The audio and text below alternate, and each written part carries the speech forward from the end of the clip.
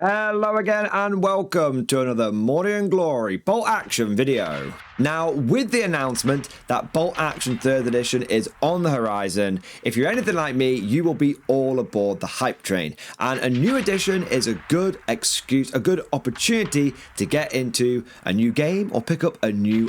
And so with that in mind, I'm going to be doing a series of videos looking at each of the major factions and ranking their starter armies. What I think is the best bang for buck, what I think is going to give you a solid foundation for the new edition.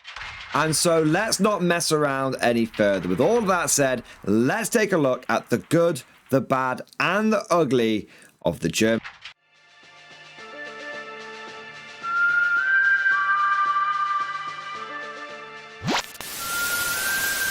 Coming in last place, starting at the bottom, we have the Blitzkrieg German army. Considering that all of the German starter armies basically cost the same amount now, the Blitzkrieg set is quite limited. Firstly, you get the 36 plastic German infantry, but these are Blitzkrieg Germans, and so they don't have as many weapon options. There are no STGs or assault rifles in these plastic kits, and there's no Panzerfaust as well. It's essentially an early war army. Now, we don't know exactly how 3rd edition is going to handle the different periods. If it's anything like 2nd, people will just gravitate towards taking what they want. They'll have STGs if they want them. They'll have Panzerfaust if they want them. And it's only in certain narrative games or campaigns where people will limit themselves to time period stuff. But the big thing is that these Furusha don't come with those options. And so there's less insurance, there's less flexibility. And so I feel like these infantry are going to have less capacity to adapt with the new edition. Another problem with this starter army is the tank it comes with is a resin Panzer IV, and it only has the option for the short howitzer. So similar to the plastic German infantry, there's less flexibility here. If it turns out that howitzer tanks aren't very good in 3rd edition, well, you're scuppered if that's the only option you've got thanks to this starter army. There are some good aspects to this starter army though. You do get the plastic half-track, which is always nice to have a transport option. And you also get 2 weapon teams. You get a medium mortar and a light howitzer. However, unfortunately, I don't think these few decent units outweigh the very limited infantry and main tank. Coming in second to last, we have the Afrika Korps starter army. Oh my, how the mighty have fallen. This used to be my go-to recommended German starter army for anyone that was getting into the game, but sadly it's no longer the amazing deal that it once was. One of the big things that used to be so good about the Afrika Korps starter army was its price. It was the cheapest German starter set, but now it's been brought into line with all of the rest, and you're just not getting a good a deal as you once were. Firstly, whilst the Afrika Korps infantry are beautiful models, similar to the Blitzkrieg Germans, there are some limitations here. You don't get Panzerfaust and you don't get those assault rifles. You do get a lot of SMGs and you do get a lot of anti-tank rifles and LMGs, so it's not as limited as the Blitzkrieg Germans, but you definitely don't get those late war options. You are stuck with early and mid-war stuff, which could limit your potential effectiveness in the new edition. You've just got less adaptability. The second big problem with the Afrika Korps starter army is you just don't get as much stuff in it. As you'll see in some of the other starter sets we'll be taking a look at, they're going to cost about the same price and you're going to get much more in them. I think it used to be cheaper because it took this into account, but Warlord seems to have standardized their prices across the board now, and unfortunately, the Afrika Korps starter army has been a casualty. But it's not all bad news. There is a lot of good stuff about the Afrika Korps starter army, and just because it's not as good as it once was, doesn't make it a bad kit. It's still solid, and if you're someone that's got the Gentleman's War starter set, going for the Afrika Korps starter army is still a great second step to go for. You get a medium machine gun team, you get a medium mortar, you get a flak HA, and you get a Panzer III. Medium mortars and medium machine gun teams are staples of bolt action. The flak HA is an iconic unit for the Germans, and that plastic Panzer III is very flexible. You can build it as an early or mid-war variant to keep with the Africa Corps theme, but it comes with all of the bits to build it as a late war Panzer III as well. So that's a very, very flexible tank kit and is a big plus. Overall, the Africa Corps Starter Army isn't as good a deal as it once was. Some of the units, like the infantry, are limited, but there is still a lot of positives about this. Next up, we have the Waffen SS Starter Army. This is actually a really good deal. Not only does it come with lots of plastic infantry, not only do those plastic infantry have all of the late war options like STGs and Panzerfaust, so there's no issues with being limited and you can be very flexible and adaptable depending on how the new edition deals with the different time periods of the war. On top of that, you get 2 plastic tanks and you get a Tiger and you get a Stug. And both of these are new, modern-ish plastic kits from Warlord, so they're not metal, they're not resin or anything like that. And the Stug is quite a flexible kit because you can build it as the Stug or the Stu 42. On top of this, you get lots of different weapon teams. You get the anti-tank gun, the heavy anti-tank gun. You also get a medium mortar and a medium machine gun. So on the surface, there's a lot here to like. And the Waffen SS Starter Army does have the potential to be the best for 3rd edition.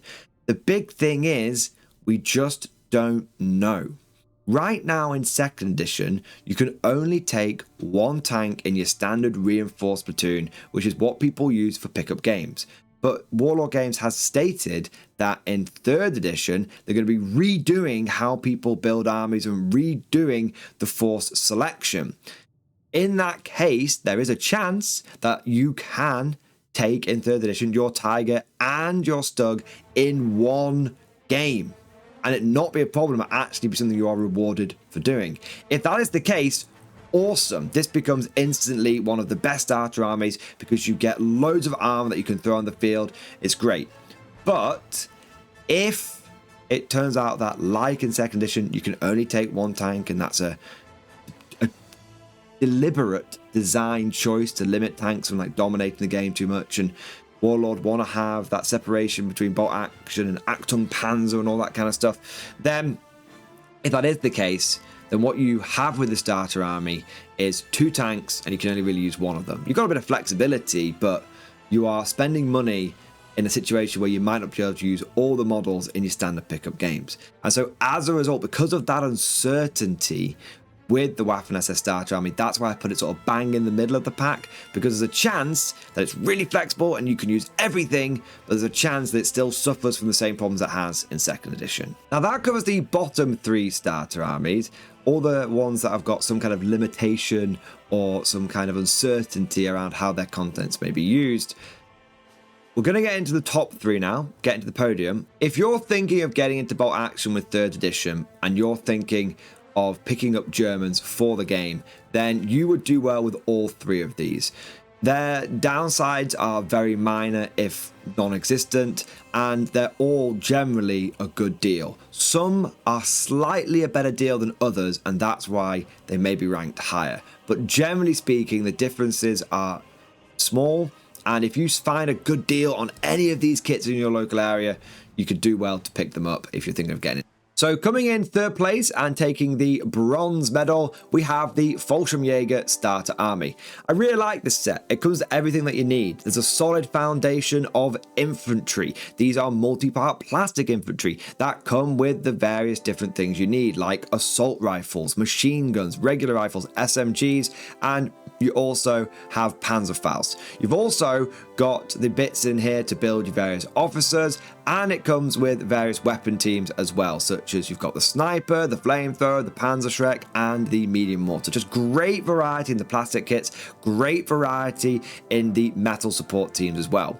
You've also got some good heavy hitters in here with the heavy anti-tank gun, and you've got the Stug as well. So you've got all of your base covered. You've got artillery covered with the mortar, you've got weapon teams, anti-tank covered, you've got assault infantry covered, everything's there, and you even get a transport option in here as well with that plastic half-track. The only tiny fly in the ointment with this starter army is that the Fallschirmjäger are slightly niche. They're a sub-faction within the armies of Germany.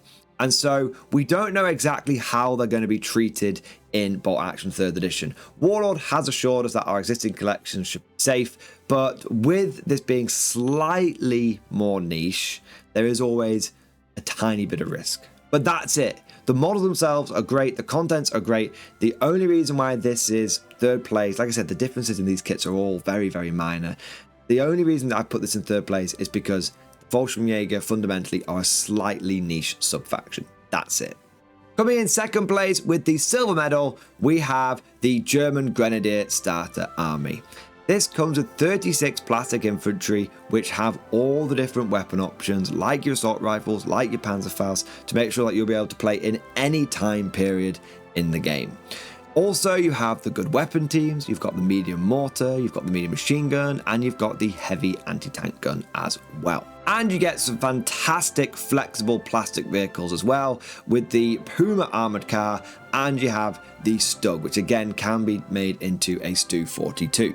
In terms of bang for buck, the German Grenadier Starter Army and the Fallschirmjäger Starter Army are essentially neck and neck.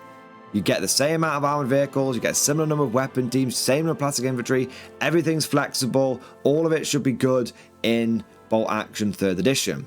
The only reason why I put the German Grenadier Starter Army above the Fallschirmjäger one is because it's not niche.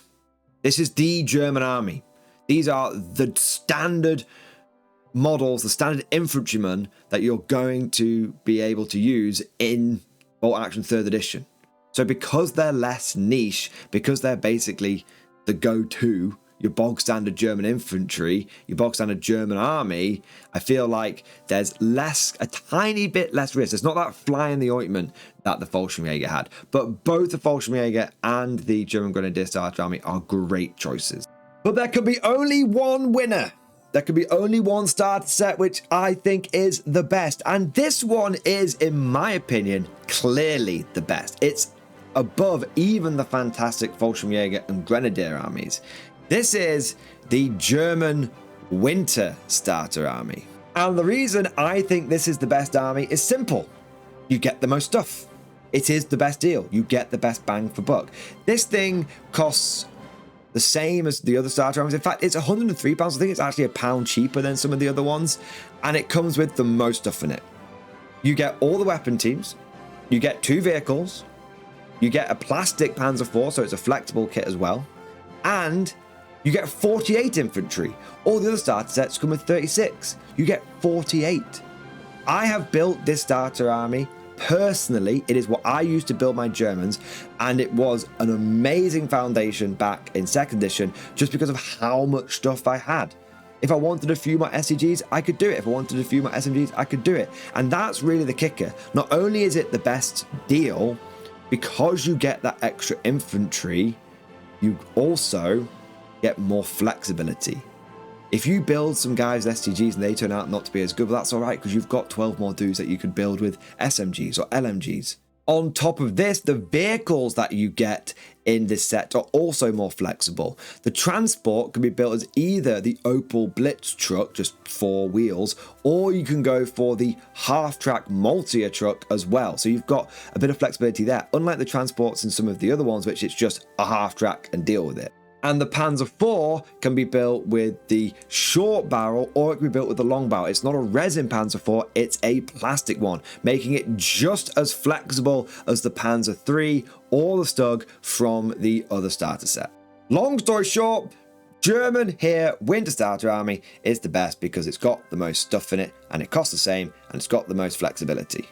But of course, all of this is just like my opinion, man. Let me know what you think down in the comment section below. Do you agree with these rankings, or is there another starter army that you would put on top? And are you hyped for Bolt Action 3rd edition? And if so, which faction are you looking at getting in? As always, if you enjoyed this video, don't forget to smash that like button. It really does help with the YouTube algorithm, and subscribe to never miss an episode.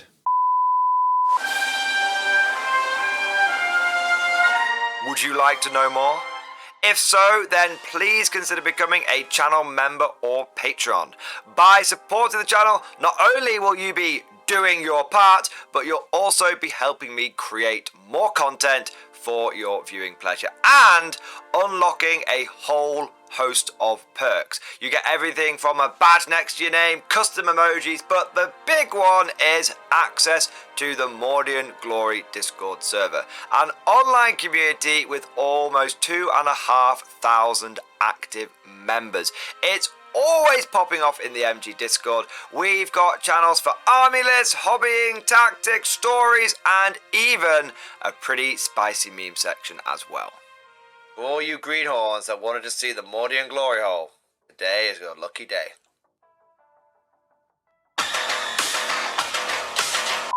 And joking aside, I do want to say a massive thank you to all of the current channel members and Patreons. You guys are amazing. Truly the lifeblood of the channel. I could not do Mordian Glory full time without the incredible and generous support of my members. So thank you guys so much. And last but certainly not least, I want to say a personal thank you to all of my top tier Patreons.